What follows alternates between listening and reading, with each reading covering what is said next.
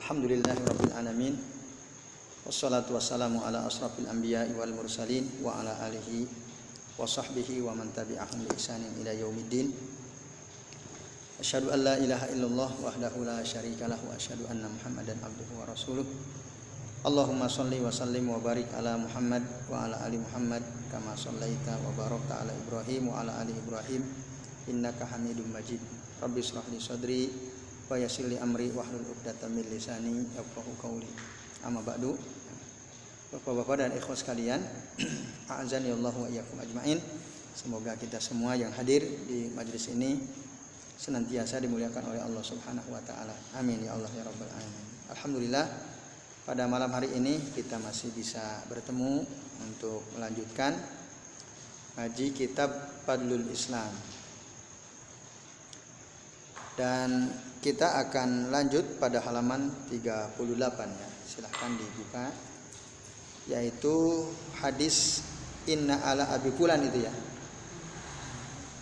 Itu udah belum itu? Apa? Ya. Itu ya. Oke, silakan. Yang wafihi annahu sallallahu alaihi wasallam qala inna ala abi fulan laisuli bi auliya itu ya. Oke, baik. Silakan diperhatikan hadisnya. Ikhwas sekalian. Ini hadis sahih. Ini hadis sahih.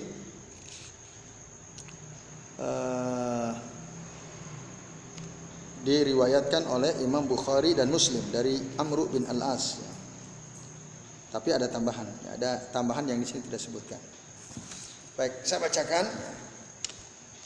Dalam bab ini ada hadis dari Nabi sallallahu alaihi wasallam anna Nabiy sallallahu alaihi wasallam qala, sesungguhnya Nabi sallallahu alaihi wasallam bersabda, inna ala abi fulan, sesungguhnya keluarga abi fulan. Abi fulan siapa yang dimaksud? Ini sengaja disamarkan. Ada dua sebab. Karena tidak penting disebut namanya. Ya. Karena tidak penting disebut namanya, maka Rasulullah tidak menyebutkan nama tersebut. Itu salah satu sebab kenapa tidak disebutkan namanya. Yang kedua, di antara adab dari Nabi sallallahu alaihi wasallam ketika keburukan, beliau biasanya menyembunyikan nama tokoh yang tidak bagus itu ya, kecuali memang itu diperlukan. Nah, karena tidak diperlukan dan ini dalam keburukan, maka tidak disebut. Nah, itu. Tapi sebenarnya ini ada yang dimaksud ala abi fulan di sini ya keluarga Nabi. Keluarga Nabi seperti siapa paman beliau yang menentang Rasul itu? Seperti Abu Lahab. Abu Lahab itu kan pamannya Rasulullah. Saudara kakak dari bapaknya, Pak D-nya. Abu Lahab itu Pak D-nya. Tapi ya walaupun punya hubungan dekat dengan Rasulullah, karena dia bukan orang beriman, dia bukan orang soleh, dia bukan orang bertakwa, nggak ada artinya kedekatan itu. Gitu ya. Jadi saya ulangi, Rasul mengatakan inna ala abi fulan laisuli bi auliya innama auliya'i al muttaqun. Sesungguhnya keluarga abi fulan mereka itu bukanlah waliku. Bukan waliku di sini bukan orang-orang yang aku cintai. Wali aulia dari kata walayah. Innama, nah kata wali itu bisa dibaca waw lam alif ya ta, itu bisa dibaca walayah, bisa dibaca wilayah. Wali itu bisa artinya orang yang dicintai, bisa artinya pemimpin. Kalau walayah artinya sesuatu cinta, al-mahabbah. Kalau wilayah artinya al-hukumah. Maka dalam surah Al-Maidah ayat 51 itu aulia di situ artinya dari kata wilayah, bukan walayah. Walayah itu sesuatu dicintai. Kalau wilayah sesuatu yang berkaitan dengan masalah kepemimpinan. al-hukumah. Nah, tapi di dalam konteks hadis ini maksudnya adalah walayah. Walayah itu adalah sesuatu yang cintai. Jadi sesungguhnya keluarga Abi Fulan, mereka itu bukanlah waliku, bukanlah orang-orang yang aku cintai. Innama awliyai al-muttaqun. Sesungguhnya wali-waliku itu adalah kekasih-kekasihku, orang-orang yang aku cintai itu adalah orang-orang yang bertakwa. Ada tambahan di dalam hadis riwayat Imam Bukhari dari Amr bin Al-As, innama waliyyi, sesungguhnya waliku, kekasihku itu adalah ya, Allah wasalihul mu'minin, dan orang-orang saleh dari kalangan orang beriman. Itu kekasih Rasul sallallahu. Allah yang paling dicintai oleh Rasul Allah. Kemudian orang-orang beriman yang saleh. Hadis akhrajahu Muslim kalau ini. Maaf, hadis akhrajahu Al-Bukhari wa Muslim. Bukhari wa Muslim dari Amr bin Al-As. Nah, teman-teman sekalian dan bapak-bapak yang kami hormati, yang mudah-mudahan kita semua dirahmati Allah, apa faedah yang kita bisa ambil dari hadis ini? Ya. Faedah yang pertama yaitu bahwa Rasul berlepas diri dari orang-orang yang tidak bertauhid. Siapa saja yang tidak bertauhid, tidak menuhankan Allah, tidak mengesahkan Allah baik secara rububiyah, uluhiyah maupun asma wa sifat, yatabarra'u minhu Rasulullah sallallahu alaihi wasallam. Ya, Rasul yatabarra'u mimman laisa 'ala dinit tauhid. Rasul berlepas diri dari orang-orang yang tidak berada di atas agama tauhid. Walau kana min aqaribihi minan nasab, meskipun dia dari kerabat dekatnya Rasul dari sisi nasab, fa innahu la yuhibbuhu, Rasul tidak menyukainya. Makanya mereka tidak disebut orang-orang dicintai oleh Nabi sallallahu alaihi wasallam. Maka la yuhibbuhum madamu ala ghairi dinihi sallallahu alaihi wasallam. Rasul tidak mencintai mereka selama mereka tidak berada di atas agamanya Nabi. Tapi orang-orang yang dicintai oleh Nabi adalah orang-orang yang berada di atas agama Nabi, yaitu orang-orang takwa. Apakah dia dari kerabat Nabi atau bukan dari kerabat Nabi? Selama dia takwa, selama dia berada di atas agama tauhid, itulah yang dicintai oleh Rasul. Maka dulu ada Salman Al-Farisi. Salman Al-Farisi sahabat Nabi dari Persia, Iran. Jauh sekali, nggak ada kerabat, tapi dia sangat dekat dengan Rasul. Maka di antara salah satu sahabat dekat Rasul adalah Salman Al-Farisi. Terus ada Bilal bin Rabah Al-Habashi, orang Ethiopia, orang hitam Afrika, jauh dari Madinah. Tapi karena dia takwa, dia beriman, walaupun dia mantan budak, Rasul cinta pada Bilal. Bilal cinta kepada Nabi. Kemudian ada sahabat Suhaib Ar-Rumi, orang Romawi. Ketika berperang ketemu dengan Rasul, beriman, mengucapkan 2 kalimat syahadat, orang Romawi jauh. Tapi karena dia menerima dakwah tauhid, berada di atas agama tauhid, dan dia beriman, maka Rasul pun cinta kepada Suhaib Ar-Rumi. Jadi ada 3 tokoh dari sahabat yang bukan orang Arab pun bukan, bahkan Salman Al-Farisi, Bilal bin Rabah Al-Habashi dengan Suhaib Ar-Rumi. Mereka ini bukan kerabat Nabi, sangat jauh, bahkan mereka sebagian adalah budak. Tapi meskipun demikian mereka ada orang-orang yang dekat, bahkan saru aqraban nasi ila Rasulillahi sallallahu alaihi wasallam, menjadi orang yang sangat dekat dengan Nabi, wa ahabbahum ilaihi, dan menjadi orang yang sangat dicintai oleh Nabi sallallahu alaihi wasallam.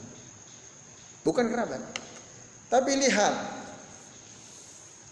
ya, kerabatnya sendiri, yaitu Abu Lahab, yang memusuhi Rasulullah, tidak mau menerima dakwah tauhid, tidak mau beragama dengan agama tauhid. Dia bapak, saudara dari bapaknya, kakak dari bapaknya, pak D-nya dalam bahasa kita, ya, wa huwa akhu abihi wa ma hadza faqad tabarra'a minhu sallallahu alaihi wasallam. Meskipun demikian, Rasul berlepas diri dari Abu Lahab ini. Jadi masalahnya bukan soal dia keluarga apa bukan keluarga. Tapi masalah apa? Masalah agama. Tidak ada kemuliaan dari seseorang yang memiliki nasab dekat kepada Nabi, tapi secara agama dia tidak di atas agama tauhid. Atau mungkin dia beragama Islam tapi tidak mengikuti sunnah Nabi, atau dia senang yang bid'ah. Habib banyak kan yang kayak gitu? Ada. Walaupun dia dari garis keturunan Rasul, kalau dia suka yang bid'ah, suka kepada sesuatu yang tidak diajarkan oleh Nabi, maka la syarafa lil qarabah minar rasuli biduni ad-din, biduni ittiba. Tidak ada kemuliaan pada kedekatan garis kekerabatan dari Rasulullah tanpa agama yang benar, jika ada kemuliaan. Tapi kalau dia memiliki hubungan kerabat dengan Rasul, agamanya bagus, ittiba kepada Nabi, tidak suka yang bid'ah, menjauhi bid'ah, orang begini memiliki dua kemuliaan. Syarafu al-qarabati wa syarafuddin. Kemuliaan karena kerabat, kemuliaan karena agamanya. Fayajtami'u fihi syarafani, maka berkumpullah pada dirinya dua kemuliaan. Kemuliaan kerabat Nabi dan kemuliaan agama. Tapi sekali lagi tadi, kalau hanya punya hubungan kerabat dengan Nabi tapi agamanya rusak, fala tanfa'uhu sillatul qarabati abadan ma'a mukhalafati ad-din. Sama sekali tidak ada manfaatnya hubungan kekerabatan selama-lamanya, selama dia masih menyelisih agama yang diajarkan oleh Nabi sallallahu alaihi wasallam. Nah, ini terus kalian, maka dalam hadis yang disebutkan, man bata'a bihi amaluhu lam yusri bihi nasabuhu. Barang siapa yang tidak segera beramal, maka nasabnya tidak akan bisa menyegerakan dia untuk masuk surga, enggak bisa. Wah, saya kan keturunan Rasul, saya kan Habib. Ya, kalaupun kamu Habib, kalau kamu tidak beramal atau kamu beramal tidak sesuai contoh Nabi, ya nggak ada artinya Habibmu itu. Nah itu. Nah, ini saya kira penting ya dipahami itu saja. Karena apa? Ada sebagian orang, tokoh lah di Indonesia ini, jadi yang namanya Habib itu baik ataupun buruk tetap harus dicintai. Wong Rasul aja nggak cinta, kok kita suruh cintai. Afwan ya. Kalau nggak salah Mbah Maimun tuh dalam salah satu pernyataan beliau, dan itu di-share ke banyak orang gitu ya. Jadi seorang Habib itu harus kita cintai. Ya, kita suka atau tidak suka. Nah, dia perbuatannya membuat kita tidak suka atau kita suka, ya kita harus cinta kepada kerabat Nabi SAW. Nah, kalau kita hadapkan dengan hadis ini, enggak. Hubungan kekerabatan dengan Nabi itu baru punya kemuliaan jika dia agamanya benar, jika dia perbuatannya sesuai dengan sunnah Nabi. Kalau dia ahlul bid'ah, ya kita nggak perlu menyukai, walaupun dia dari garis keturunan Rasulullah SAW. Nah, itu terus kalian ya, jelas ya? Saya kira sangat jelas ya. Nah, iwas sekalian, a'azani Allah wa iyyakum ajma'in. Kemudian di sini sebutkan kata Syekh Al-Utsaimin, man ahdasa fil islami walau kana min qarabati Rasulillah sallallahu alaihi wasallam faqad bari'a minhu rasul. Barang siapa yang membuat perkara baru dalam Islam, membuat perkara bid'ah dalam Islam, meskipun dia dari kerabat Rasul sallallahu alaihi wasallam, faqad bari'a minhu rasul, maka sungguh Rasul telah berlepas diri darinya. Kenapa? Karena fal bid'atu taqta'u sahibaha an tawallil mu'minin. Karena perbuatan bid'ah itu telah memotong si pelakunya dari tawallil mu'minin, dari loyalitas terhadap orang beriman. Itu. Kalau ada Habib punya kekerabatan dengan Rasul, tapi dia suka berbuat bid'ah, ahdasa fil Islam, maka perbuatan bid'ah yang dilakukannya itu telah memotong dia dari tawallil mu'minin, dari apa tadi? Dari dicintainya oleh orang-orang beriman. Itu kata Syekh Al-Utsaimin rahimahullah. Ini ya, terus kalian, saya kira sangat jelas ya. Itu dijelaskan demikian. Nah, kemudian Bapak-bapak dan ikhwas sekalian, azan ya Allah wa iyyakum ajma'in, dalil yang terakhir kayaknya ya. Iya, dan terakhir, wa fihi aidan an Anas ibn Malik radhiyallahu anhu anna Rasulullah sallallahu alaihi wasallam. Kata Anas bin Malik, sesungguhnya Rasul sallallahu alaihi wasallam ya. Zukira lahu anna ba'd as-sahabah, disebutkan kepada beliau bahwa sebagian para sahabat qala berkata, amma ana fala akulul lahma, sedangkan aku ini tidak makan daging. Wa qala akhar, yang lain bilang, amma ana fa aqumu wala anam, sedangkan aku di malam hari terus sholat dan aku tidak tidur. Yang pertama bilang apa? Dia tidak makan daging. Yang kedua dia bilang apa? Dia selalu sholat lail, tidak pernah tidur. Wa amma ana fala atazawwajun nisa, yang ketiga bilang, dan adapun saya tidak menikahi wanita. Maksud tidak menikah di sini ada dua makna. Ada sebagian sahabat maunya tabatul, Utsman bin Maz'un salah satunya. Maunya dia membujang, enggak mau nikah. Tapi diarahkan oleh Rasul, an-nikahu sunnati. An-nikahu sunnati, bukan an-nikahu santai loh ya. An-nikahu sunnati. Nah, ini. Teman sekalian, saya ini punya akhwat, ada akhwat kelahiran tahun 90. Lagi nyari suami, kelahirannya ya 82 sampai 89 lah kalau ada di antara antum. Nah, kalau mau lihat fotonya saya bawa nih fotonya nih. Kalau mau lihat ya. Nah, ada nggak di teman-teman di sini kelahirannya di bawah tahun 90? Rata-rata tahun berapa? Dari ke atas ya, 80 nggak ada ya. Wah, sayang sekali ya. Nah, ini ada, ini fotonya saya bawa nih ya. Ya Rabb ya. Nah ini. Jadi an-nikahu sunnati, nikah itu sunnahku. Bapaknya itu sedih sekali ini. Anak perempuannya belum nikah ya. Usianya sudah berapa? 90 30 ya, 31 tahun. Padahal orangnya gimana, Pak Mas Fajar? Lumayan kan? Nah, Mas Fajar kalau depan istri nggak berani bilang lumayan ya.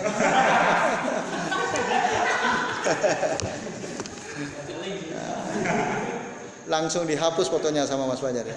Takut ketahuan istrinya ya, atau udah ketahuan? Istri. Iya. Istri saya jangan simpan nggak? Ya baik. Nah ini ya terus sekalian.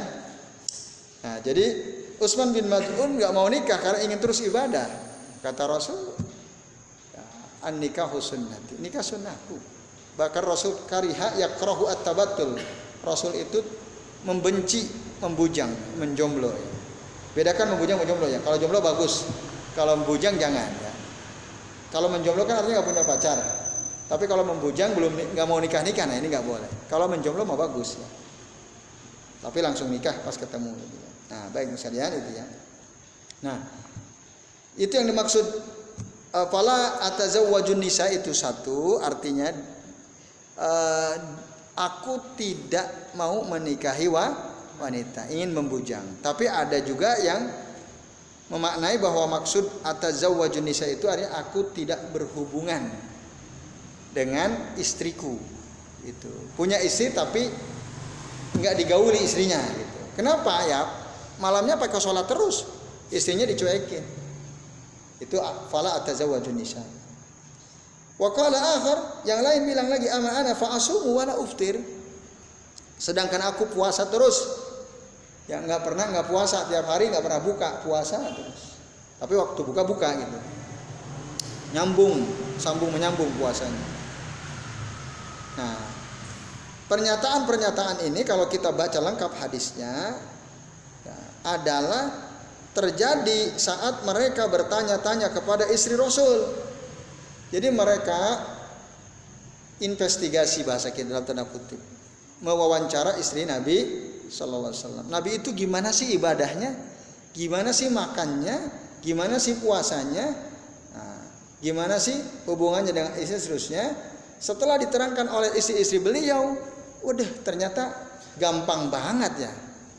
Amalan Rasul itu ya kecil gitu lah. Maka dikatakan takalluha. Takalluha itu menganggap kecil, ternyata tidak susah-susah banget ibadahnya Rasul. Lalu mereka bilang gini, sumaqal ar-Rasul sallallahu alaihi wasallam laisa mislana. Wajarlah. Rasul kan enggak kayak kita. Enggak kayak kita. Rasul itu telah diampuni dosa-dosanya yang telah lalu dan yang akan datang. Jadi bahkan seandainya pun Rasul enggak ibadah, enggak ada masalah kalau Rasul. Tapi kita kan beda sama beliau. Jadi ada kesan mereka itu menggampangkan atau menganggap remeh amalan Rasul. Kalau gitu mah gampang. Malam tidur, itu sholat. Siang kadang puasa, kadang tidak. Bersenang-senang istri, gampang, semua orang bisa. Tapi ya tadi Rasul kan beda sama kita, kata mereka. Nah, ketika berita itu sampai kepada Nabi, ghadiba wastadda ghadabuh. Rasul marah sekali. Marah bukan karena beliau dianggap remeh amalannya, bukan. Marah disebabkan karena para sahabat itu berlebih-lebihan dalam beragama. Nah, maka ikhwas sekalian, dalam suatu riwayat Rasul mengatakan, iyyakum wal guluwa fid din fa inna man qablakum halaka innama ahlaka man qablakum bil guluwi fid din. Jauhi oleh kalian berlebih-lebihan dalam agama, sesungguhnya binasanya kaum sebelum kalian disebabkan karena berlebih-lebihan dalam beragama. Itu kata Rasul sallallahu alaihi wasallam. Maka ketika Rasul marah, Rasul bilang, "Ma balu aqwamun yaqulun." Kenapa mereka itu mengatakan kadza wa kadza amma in begini tadi. Dia bilang aku tidak makan daging, aku tidak pernah tidur, aku sholat terus, aku tidak bersenang-senang dengan istri, dengan wanita, aku puasa, aku tidak pernah buka. Ya. Ngapain mereka itu bilang begitu, kata Rasul? Amma ini akhwafakum lillah. Ketahuilah ya, amma ini sesungguhnya aku ini orang yang paling takut kepada Allah. Wa atqakum lahu, orang yang paling takwa kepada Allah. Wa inni usolli wa anam, saya sholat lail tapi saya juga tidur.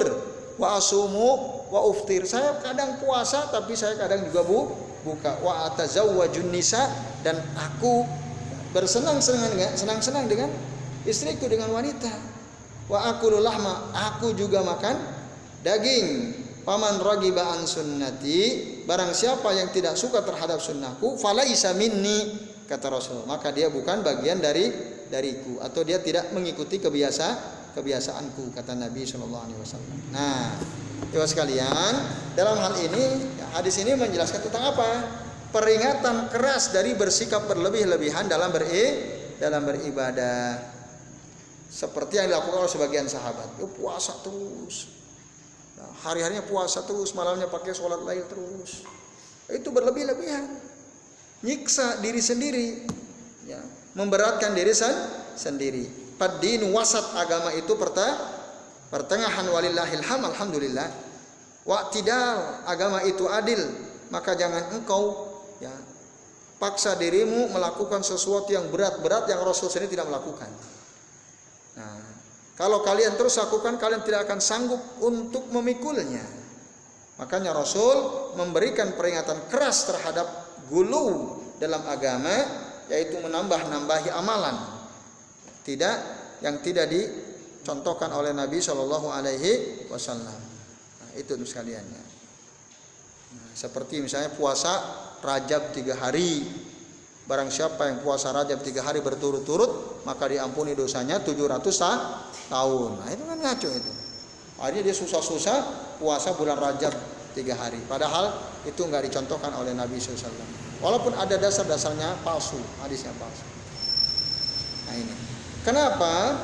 Bahwa kita ini harus pertengahan. Tidak boleh menganggap remeh, tidak boleh pula berlebihan. Harus fil wasat, di tengah-tengah. Bal alaika an tarfuqa binafsika. Bahkan engkau seharusnya berlembut-lembut kepada dirimu sendiri. Fal insanu idza tasada fil ibadati wa tawassata fiha fa innahu yudawimu 'alaiha. Karena orang itu apabila dia berhemat, iktasada itu berhemat, tidak berlebih-lebihan dalam ibadah, beribadah dengan cara pertengahan, dia akan bisa terus istiqomah mendawamkan perbuatannya itu. Tapi jika dia memberat-beratkan dirinya, malam hari dia habiskan untuk sholat lail ya. Dari jam 11 yang lain pada nongkrong di makha, di kafe, dia pakai sholat. Sampai kapan? Sampai subuh. Tiap hari begitu. Nah, ini kalau terus-terusan maka akan memberatkan dirinya. Nanti lambat laun dia akan bosan dan meninggalkannya. Oleh karena itu pertengahan saja. Rasul puasa, kita puasa. Yang jelas Rasul ngajarin puasa kapan? Puasa 3 hari setiap bulan. Puasa Senin ke Kamis, sudah itu aja. Rasul pernah nggak puasa Daud? Nggak pernah. Walaupun beliau bilang sebaik-baik puasa adalah puasa Nabi Daud alaihi salam. Rasul ngomong gitu tapi beliau sendiri enggak melakukan.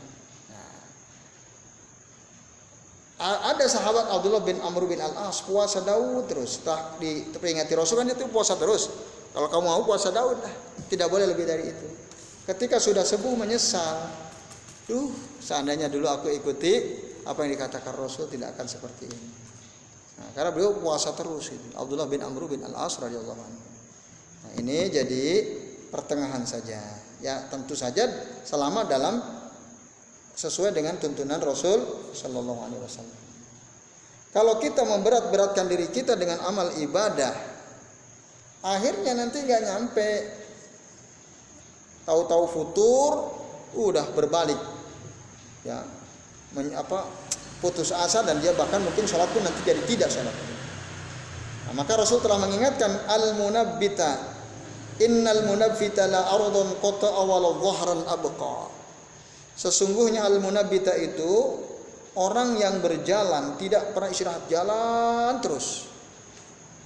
Jarak tempuh padahal lumayan, dia pokoknya harus jalan terus. Ini bahaya.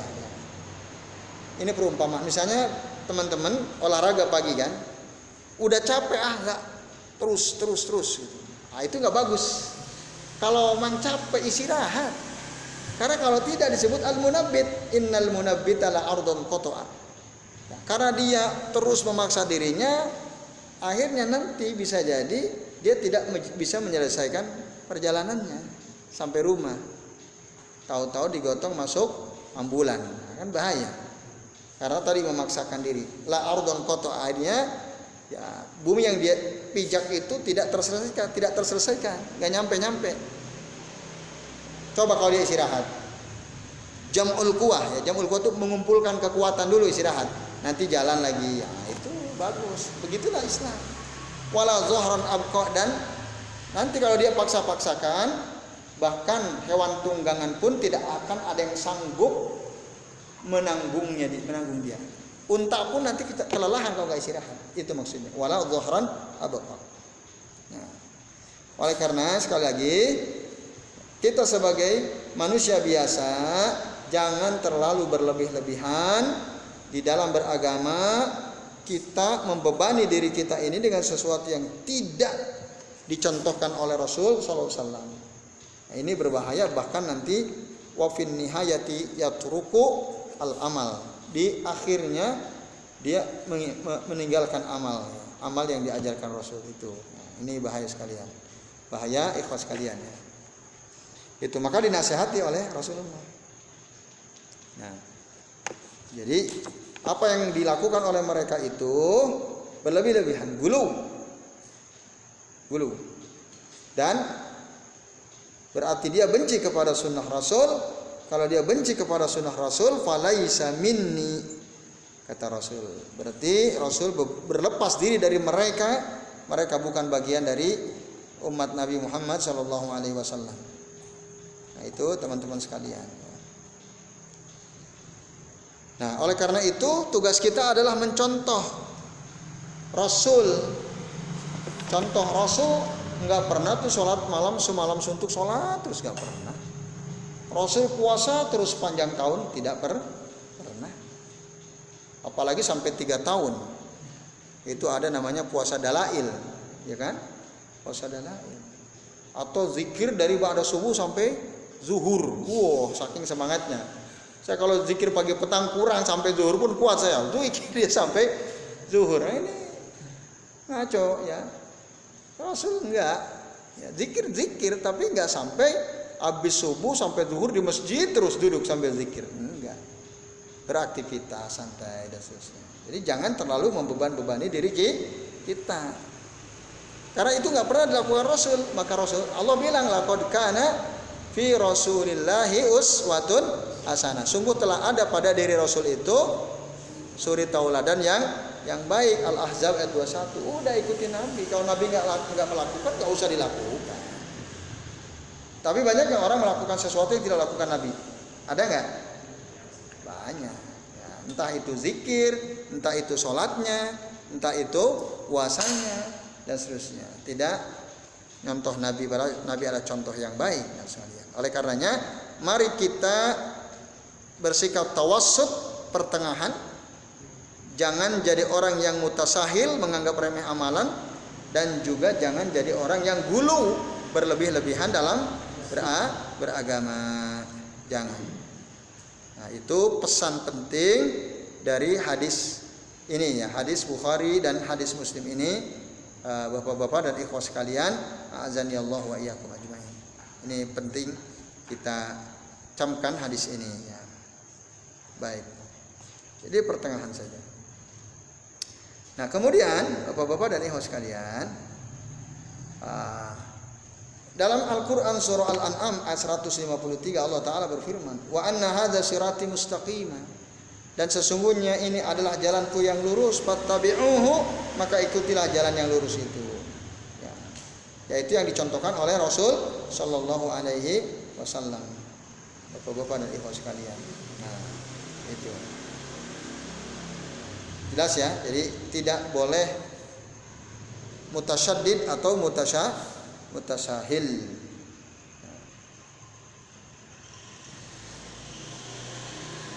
Kemudian ikhwas sekalian, a'adzanillahu wa iyyakum ajmain, pada penjelasan berikutnya dikatakan fata'ammal, betul itu ya, ada kata-kata fata'ammal.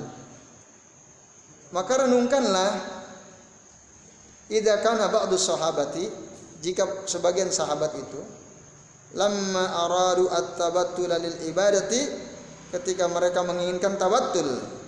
Apa itu tabattul? Betul-betul meluangkan waktunya untuk ibadah gitu ya. Atau tadi tabattul itu artinya meninggalkan menikah, membujang dalam rangka untuk ibadah. Nah, lamma aradu tabattul lil ibadati, ketika sebagian sahabat ingin melakukan tabattul untuk ibadah, qila fihi hadzal kalam al-ghalidh, maka dikatakan kepadanya pernyataan yang keras ini. Maka Nabi bilang, paman raghiba an sunnati falaysa minni, siapa orang yang membenci sunnahku berarti dia bukan bagian dariku. Itu kata Rasulullah SAW. Nah ini kalau dikatakan bahwa apa yang dilakukan oleh sebagian sahabat tadi, yang mereka hidup di kurun yang terbaik. Kenapa sampai-sampai sahabat bilang, wah saya sholat terus, saya nggak tidur, saya nggak berhubungan dengan istri, saya nggak suka makan daging, saya puasa terus, saya sholat malam terus, tidak tidur. Rasul marah, Rasul mengingkari. Kenapa demikian?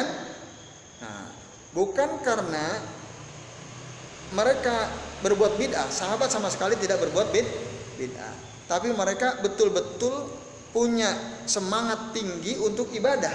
Itu sebabnya. Baik atau tidak niat sahabat? Baik banget kan, ingin terus ibadah. Tapi ternyata diingkari oleh Nabi, bahkan Nabi marah kepada mereka.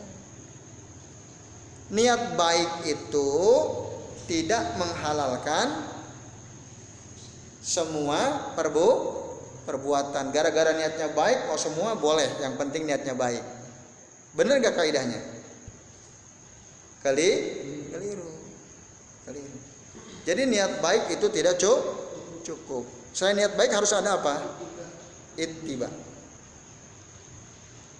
Nah, sahabat-sahabat yang semangat ini bagus, baik. Tapi masalahnya mereka tidak ittiba.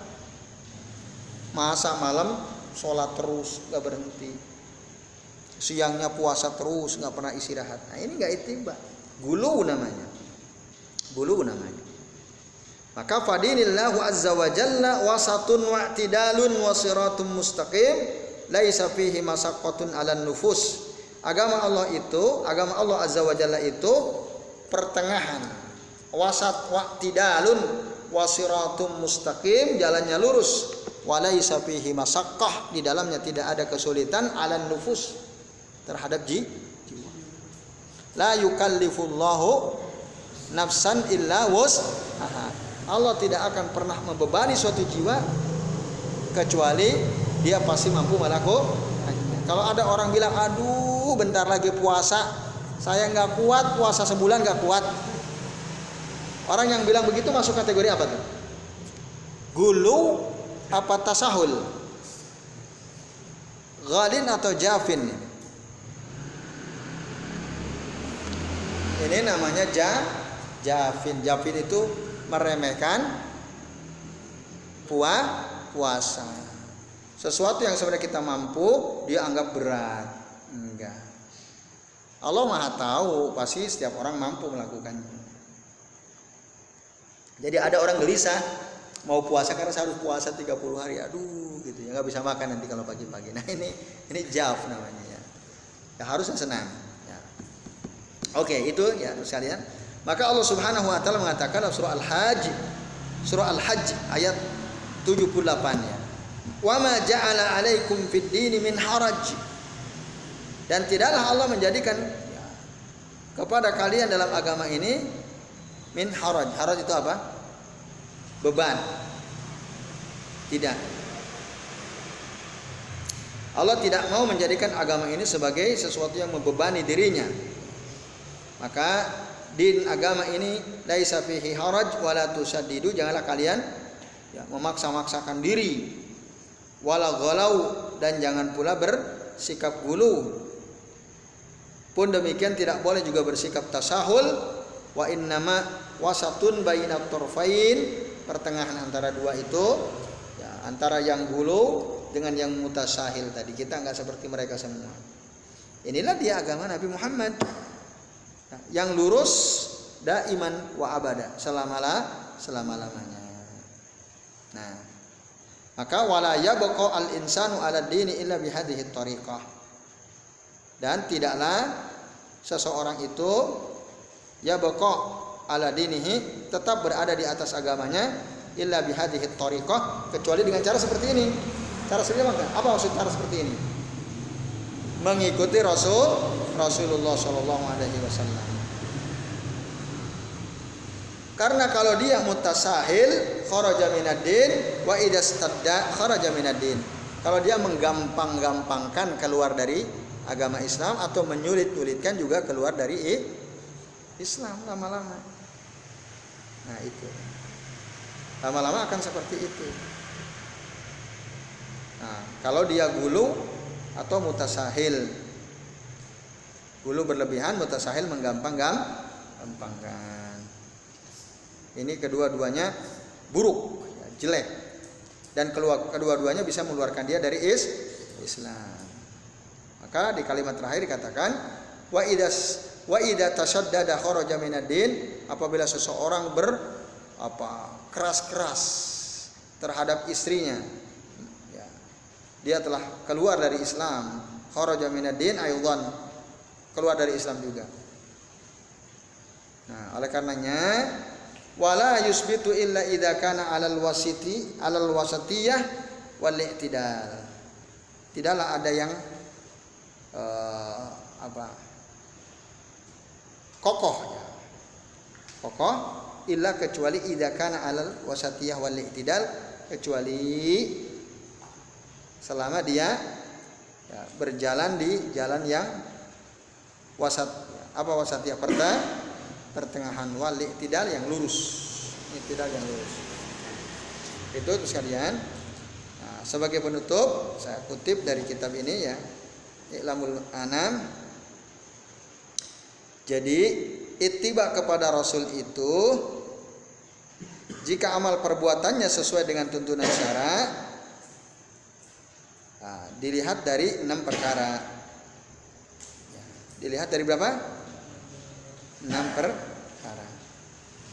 Jadi ittiba kepada Rasul itu lihat dari 6 sisi. 1 dari sisi sebab. Dari satu sebab.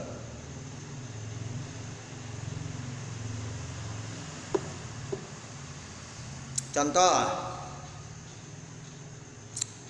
kalau enggak ada sebabnya, kita boleh enggak membuat-buat ibadah padahal enggak ada sebabnya. Rasul sholat namanya sholat gerhana kusuf atau khusuf. Sebabnya apa? Kematian anaknya kah? Enggak, apa? Karena Allah menakut-nakuti hambanya kan gitu dalam hadis. Yukhawifullahu ibadahu. Nah, itu sebabnya maka kita sholat gerhana. Karena itu syar'i masruh. Tapi boleh nggak kita sholat Isra Mi'raj? Nggak boleh. Ada orang ngamalin sholat Lailatul Isra Mi'raj, malam Lailatu al Isra wal Mi'raj, malam Isra Mi'raj. Ada sholat khusus 2 rakaat. Nah, ada yang ngamalin. Lalu malamnya ada peringatan malam Isra Mi'raj. Nah, ini nggak benar sekali. Ya. Kenapa nggak benar? Nggak ada sebab. Isra Mi'raj itu bukan sebab kita didorong untuk sholat khusus gara-gara Isra Mi'raj. Nggak ada. Nah, itu sebab. Lihat dari sisi sebab. Ada nggak contoh? Sebab, misalnya contoh lain, sebab kelahiran seseorang. Lalu kita senang ngadain acara maulidan. Maulid itu kan hari kelahiran. Boleh atau tidak? Enggak boleh. Karena lahirnya Rasulullah bukan menjadi sebab harus diadakan perayaan maulid Nabi. Atau bahkan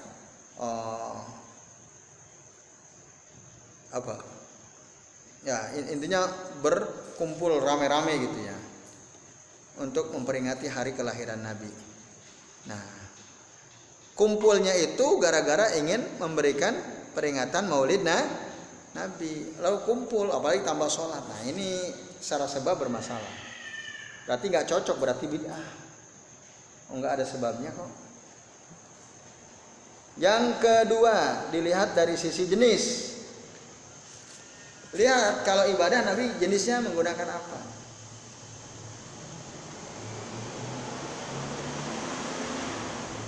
Contoh, Rasul itu kalau kurban pakai apa? Kambing atau unta? Sapi boleh enggak? Kurban, kerbau boleh enggak? Kuda boleh enggak? Kuda halal haram? Boleh enggak berkurban dengan kuda? Tidak. Zaman Rasul ada kuda atau tidak? Ada. Faros ada. Tapi Rasul tidak pernah berkurban dengan kuda. Dari sisi jenis, ya kurban itu udah jelas hewannya. Oke, itu ya. Kalau ada orang kok kurban apa ayam, Ya 100 ekor ayam ini saya kurban Idul Adha.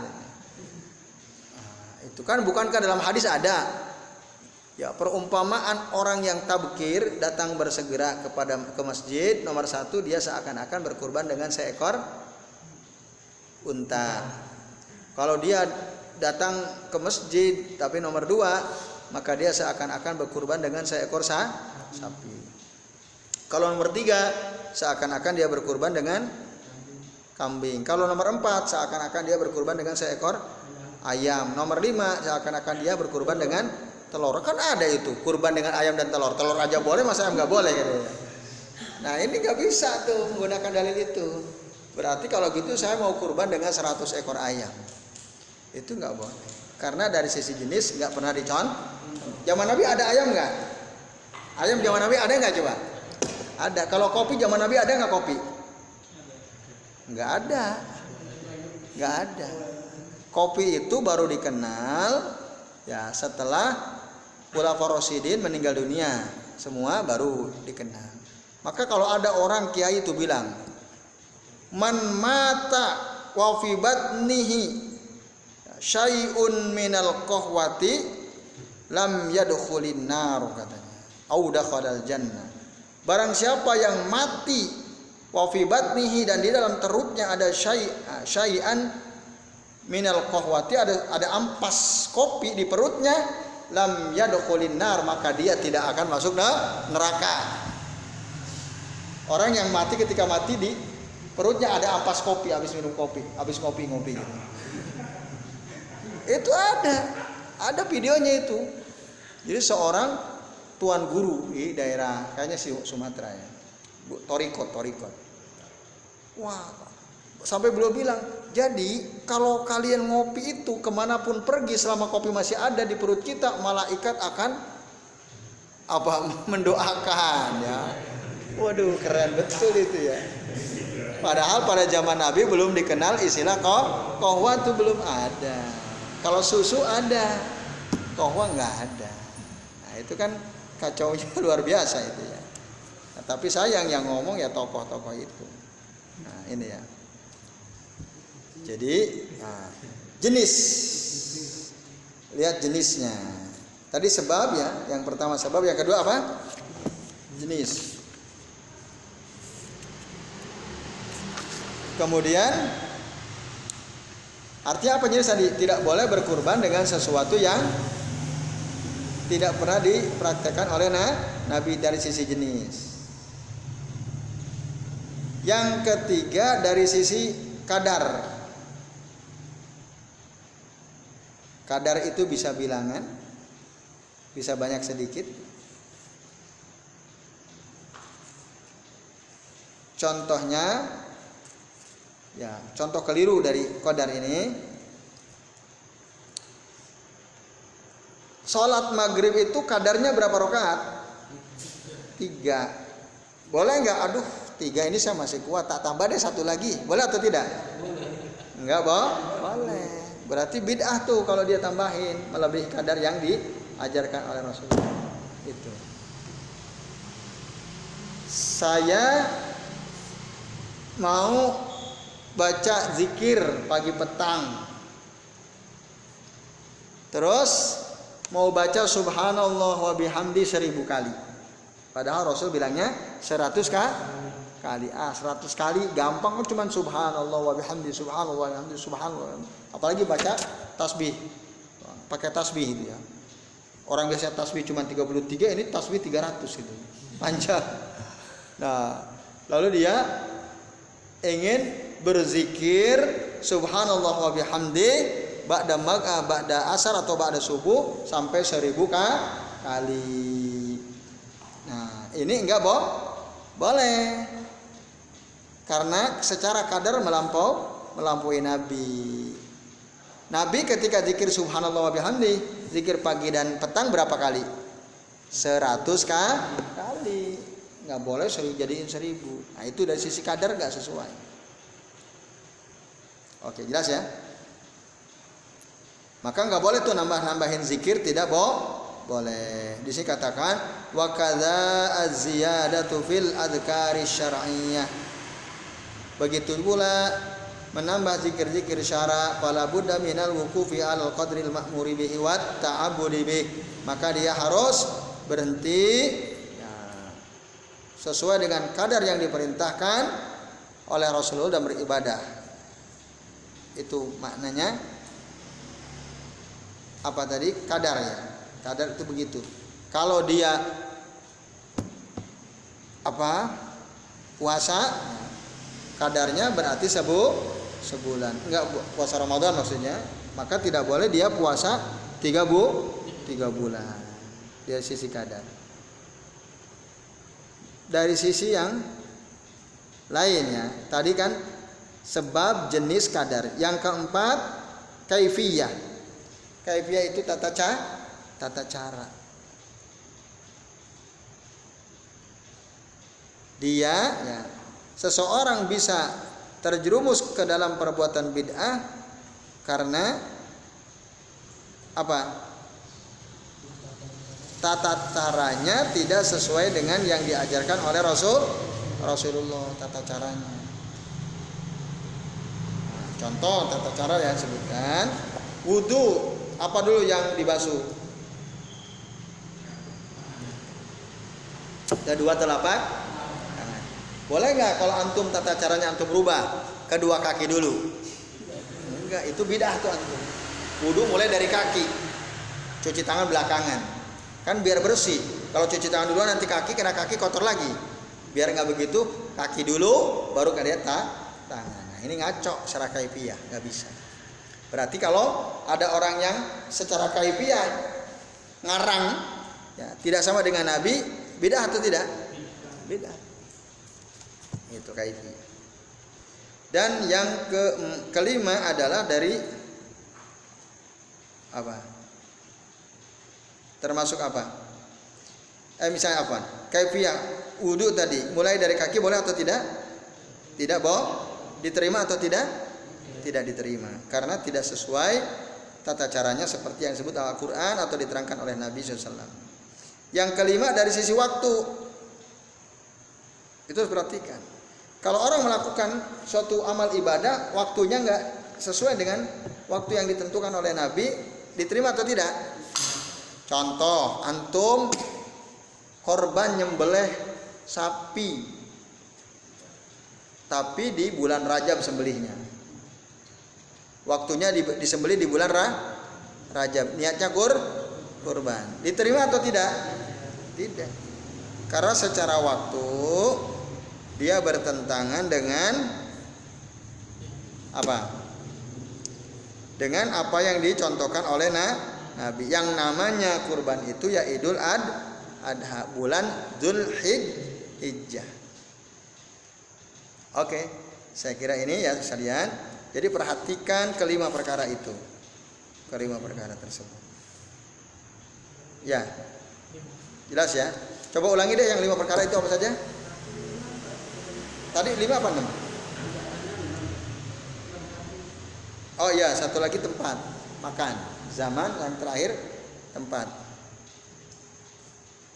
Itu kalau Rasul menetapkan tempatnya, maka jangan dirubah-rubah.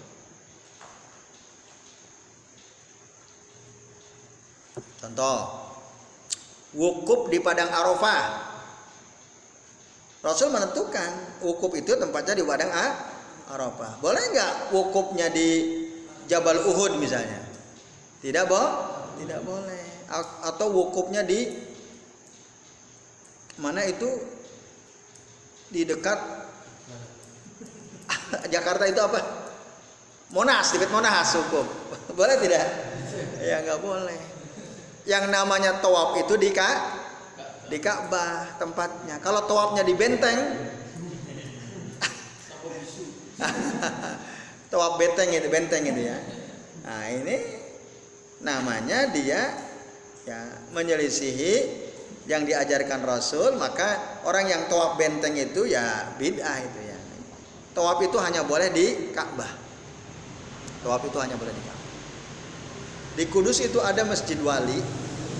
Di depan masjid itu ada gapura. Siapa saja orang yang menikah itu harus tawaf gapura. Dulu saya waktu nikah disuruh tawaf juga itu.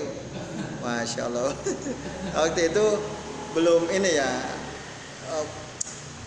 intinya masih toleran gitu ya. Nah, kalau udah paham betul terus saya akan tolak, enggak lah. Yang tawaf silakan tawaf, saya nggak mau gitu kan. Nah, kalau tahu dulu ya. Nah, karena yang nggak boleh kita tawaf itu muter-muter kecuali di Ka'bah.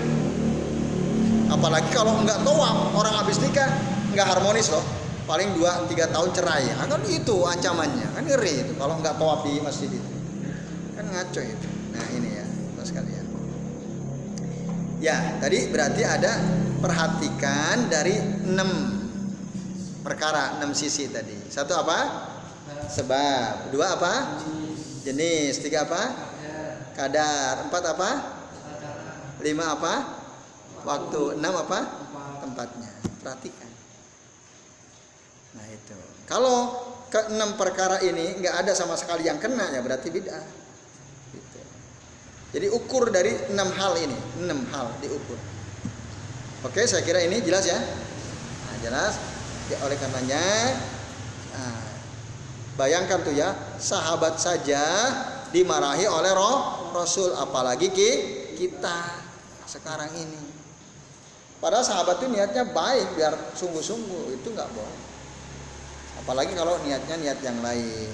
Ya, saya kira ini ya termasuk teman sekalian, niat ngikutin guru spiritualnya, ngikutin mursyid. Dalam thariqah itu kan ada mursyidnya, thariqah. Coba antum kalau punya teman thariqah, pasti dia punya syekh mursyidnya. Ikut apa saja yang dikatakan oleh mursyidnya harus manut. Kalau enggak, bahaya. Kejadian belum lama ya, ada orang suami istri. Suaminya itu pelayan dari mursyidnya. Terus dia punya isinya hamil, punya anak. Nah, akhirnya mertuanya si laki-laki ini inginkan anaknya biar keren namanya, dikasih nama macam-macam lah. Tapi kata mursyidnya, anakmu dikasih nama Fatimah, tok, gak usah tambahin. Muring-muring tuh mertuanya. Kok kamu punya anak Fatimah tok katanya.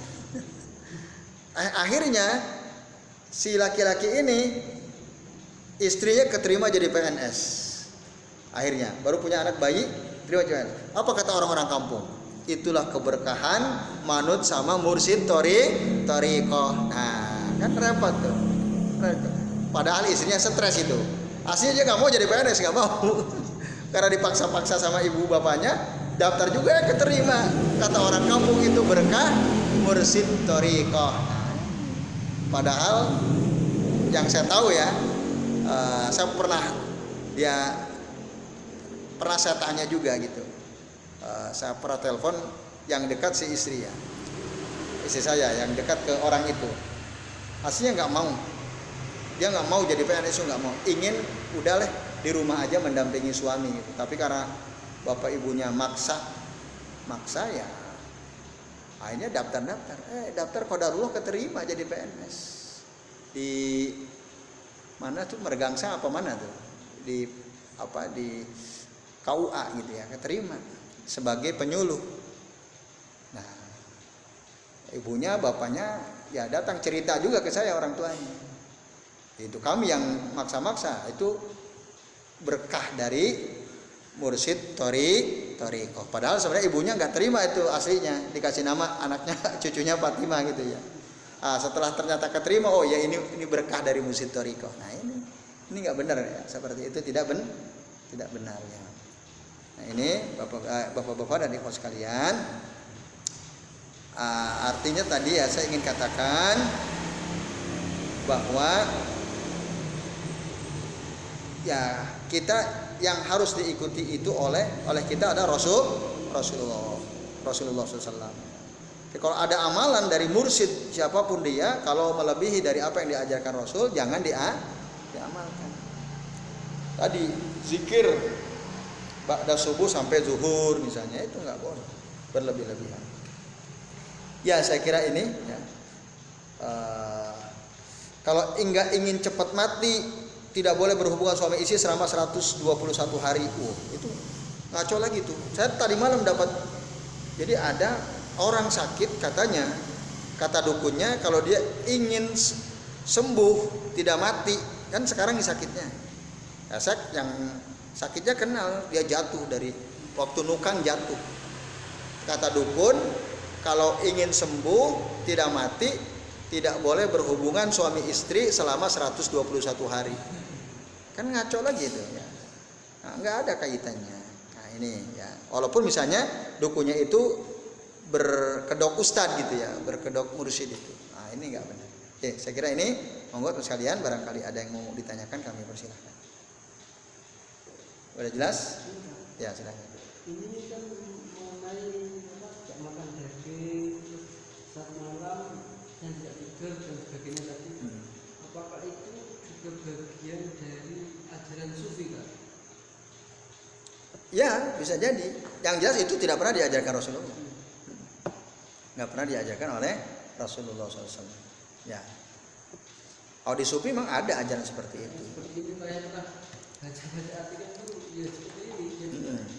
Ya itu torikoh, biasanya teman-teman yang ikut torikoh ya tidak boleh tidur sekian hari seterusnya. Kalau ingin begini ya harus begini dan begini. Nah itu menyiksa dirinya sendiri, memberat-beratkan diri sendiri. Kalau ingin dapat ilmu kanuragan tidak boleh tidur selama 10 hari. Itu pelakunya cerita sendiri ke saya. Saya itu pernah melakukan tirakat tidak tidur selama 10 hari, disuruh gurunya supaya punya ilmu. Masya Allah, 10 hari nggak tidur bisa mati itu. Kuat antum 10 hari tidak tidur? Kayak orang gila itu dia. Wah, dan nggak berhasil. Kata dia waktu hari ke-10, pokoknya kalau dia ngantuk banget dia jalan sambil sempoyongan, jatuh jalan terus ya, sampai kurus dah. Supaya nggak ngantuk minum kopi sebanyak-banyaknya, makan minum kopi jalan udah. Di hari ke-10 kan dia baru boleh tidur hari ke-10 setelah terbit matahari. Nah, di hari ke-10 dia ampun berhasil. Habis subuh itu dia kan nggak pernah sholat jamaah orangnya emang. Itu ada orang-orang ikut torikoh Jawa Timur ya. Pokoknya saya nggak usah lihat di mana, tapi saya kenal benar nih orang. Saya pernah ngobrol sama pengikut torikohnya itu, emang nggak ditekankan sholat jamaah, yang ditekankan bantu sesama. Gitu. Sholat jamaah nggak enggak. Nah itu ya. Jadi ini dia nggak pernah sholat jamaah. Pada hari ke-10 udah subuh, Allahu Akbar. Aduh udah senang dia, wah berhasil kan? Udah subuh kan keterbit matahari dekat. Habis orang pada pulang dari masjid, tak berbaring sejenak dia di depan rumah di balai-balai gitu. Berbaring dia, matahari udah terbit belum. Maksudnya dia istirahat kan, dia jalan terus capek ini. Tahu-tahu les tidur sebelum matahari terbit. Tidurnya itu lama sekali ya. Pas dia bangun nangis katanya, aduh saya gagal. Ilmunya gagal juga dia dapatin ilmunya. Padahal udah capek-capek dia tirakat 10 hari nggak tidur. Nah itu menyiksa diri sendiri. Ya belum, Allah alam ya. Katanya syaratnya harus 10 hari tidak tidur. Yang laki-laki itu kan katanya yang pertama mau nikah, kamu nggak boleh nikah sama ini. Enggak, saya itu istilahnya apa ya? Kamu nanti kalau nikah sama ini itu istilahnya nyebrang segoro getih atau apa? Ya. Nanti nggak lama lagi meninggal. Tak tunggu sama sekarang yang masih hidup kok. Padahal dilanggar. Sekarang udah punya anak 3. Nah iya itu bohong gitu. Ya gitu ya. Nah, itu lebih parah lagi kesyirikannya ya. Lebih parah kesyirikannya. Ya yang dalam kaitan agama tadi ya udah nggak usah berlebihan. Pokoknya ya ikutilah Rasulullah. Itulah wasatiyah ya. Wasatiyah itu mengikuti Rasul Shallallahu Alaihi Wasallam. Ya saya kira ini ya sekalian cukup ya. Terima kasih atas perhatiannya. Semoga bermanfaat. Berarti pekan depan kita masuk bab yang baru. Jauhi bid'ah, intinya jauhi bid'ah. Jangan bergampang-gampang terhadap bid'ah. Saya mohon maaf bila apa yang saya sampaikan ada kesalahan. Wassalamualaikum warahmatullahi wabarakatuh.